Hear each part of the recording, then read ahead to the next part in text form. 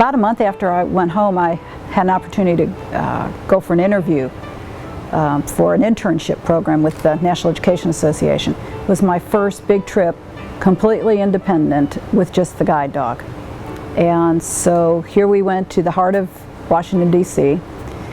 And it took a little bit of work, but when he found, finding the elevator after a couple trips in, he knew right where that was.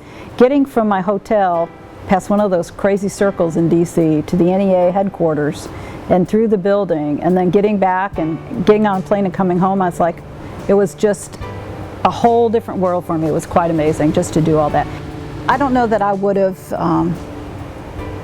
ventured into as much as I've taken on.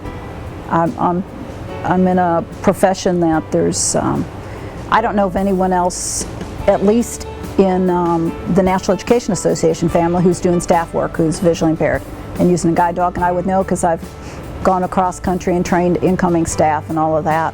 So I would have never have felt the ability to do that without the guide dog. Walking on and off of school campuses as part of my work almost every day, being able to follow either a driver in versus going sighted guide, or retrieving my steps. The dogs are so good at going back to places they've been to.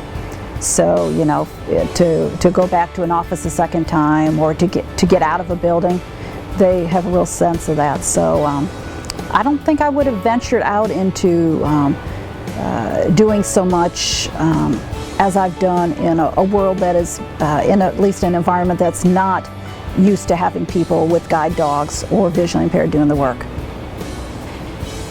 A lot of what you have to do when you're visually impaired is ask for help. And it's very hard for some of us who are stubborn and independent to do that.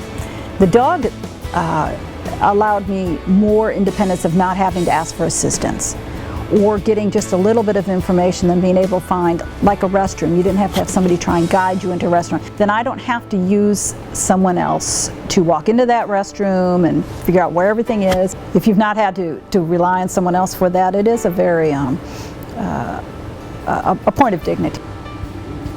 You'll never have a sense of real freedom in being able to move and achieve the most. I just don't believe you can do that with a cane. And I used a cane for many years before I got the dog.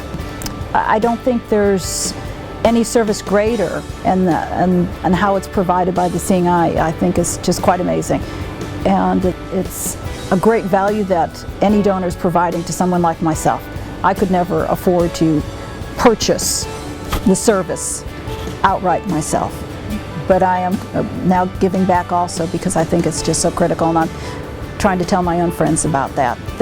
Those who've seen me closely work with the dog. 'Cause together there is nothing we can't do.